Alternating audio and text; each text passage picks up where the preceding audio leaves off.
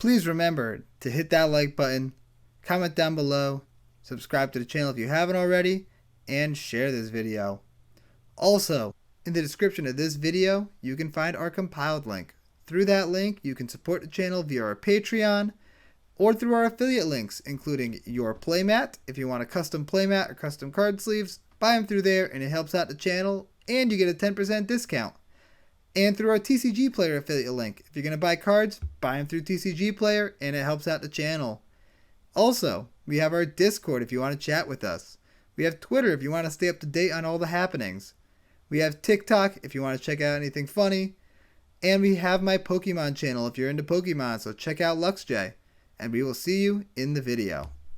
How's it going, everybody? CJ here, back with another video. We're doing a first thoughts today. This first thoughts is on Eloise, Nephalia Sleuth. I believe that's how it's pronounced. If it's not, please let me know in the comments section.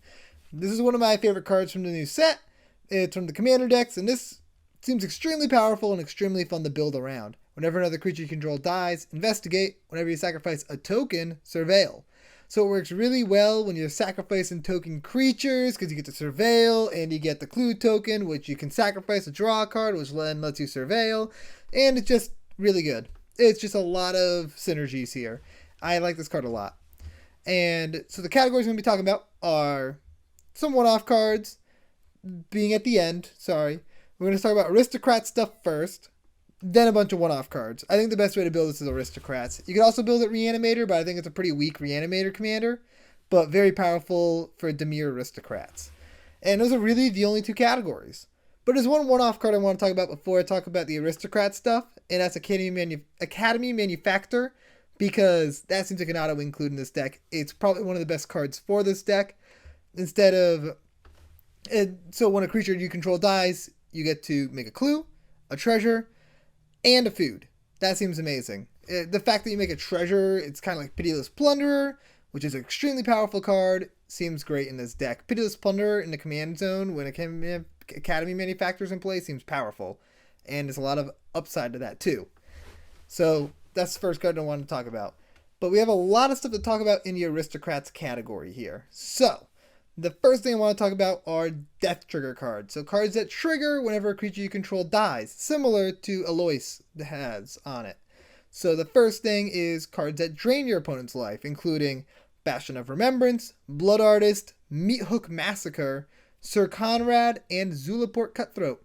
All those fantastic includes in this deck. The next category I want to talk about are token creators. So whenever a creature you control dies, you create a token. You have cards like Blight Mound, which I think is a very powerful card. It's a newer card. This is a card I could see creeping up in price. Death Tyrant, Ogre Slumlord, Pawn of Ulamog, and Sifter of Souls. All those amazing includes in this deck. Then we have Grave Pact type effects like Grave Pact, Dictate of Erebos, and Butcher of Malakir. Great includes there too. There's just, this deck kind of just builds itself here. Like, there's a lot of very powerful synergies that you can throw in. You have card draw related to death triggers, including Dark Prophecy, Erebos Bleak-Hearted, Grim Horror Specs, Liliana Dreadhorde General, and Midnight Reaper, and Kel's Fight Fixer. Seems cool. Kel seems like a really cool card for this deck. Next we have just some other death trigger cards, including Pitiless Plunderer and War-Eye Witch. Both those seem like auto includes. This deck really does just build itself. If you go Aristocrats, it has so many good cards for it. I love this. I love this commander a lot. There's some cards that create a lot of tokens that you can sacrifice, which will trigger the surveil thing, like just creating death fodder. And those cards include Endrick Sar, Puppet Conjurer, Chasm Skulker, Crowded Crypt, Desecrated Tomb, Dreadhorde Invasion, and Bitter Blossom. Fantastic cards. Like, auto includes there. Being able to create more tokens, that way you can sacrifice them and get death triggers and get token sacrifice triggers. Really, really good stuff. Some of the good sack outlets that you can throw in this deck include Alter Dementia, Ashnod's Altar, Phyrexian Altar, Viscera Seer, and Woe Strider. All those amazing includes. This deck, I love this. I might actually build this commander. Then you have some recursive creatures, so that way you can sacrifice them, reanimate them, replay them, whatever, and do it over and over and over again, so that way you can get more and more value. Those cards include Bloodghast, Blood Operative, which works great in this deck because it comes back because of Surveil, Bloodsoaked Champion, Gutterbones, Master of Death, Nether Trader, Nim Devourer, Oval Chase Daredevil, which is sweet with the fact that you're making all these clue tokens, Relentless Dead, and Reassembling Skeleton. Those cards seem like the backbone of this deck. You're going to want to have as many cards as you can that are recursive, so that way you can just continuously sacrifice them over and over and over again, therefore getting as much value as possible and consistent value. Like, they are the backbone of the deck. And next up, we're going to talk about the one-off cards. There's a couple little segments in the one-off cards, including some Surveil cards like Doom Whisperer, Dimir Spybug, Disinformation Campaign, and Enhanced Surveillance. All those seem great, especially Enhanced Surveillance. That seems like a very important card for this deck. Then you have Investigate cards like Erdwall Illuminator and Floodhound. There's not too many extremely powerful Investigate cards in Dimir, but those two seem like they're worthwhile to play, especially Erdwall Illuminator. And then there's also Tamio's Journal, which seems extremely powerful because you can use it to sacrifice clues to tutor out cards, and it creates extra clues. Just seems good. Then you have a couple of token cards that work well with the fact that you're creating all these tokens.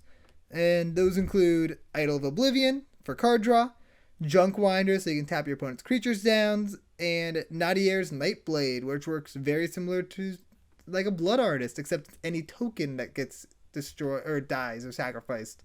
I think it's sacrificed actually, but it works very well for any type of token, so that includes your artifact tokens, I believe. Let me double check that to make sure I'm not giving misinformation,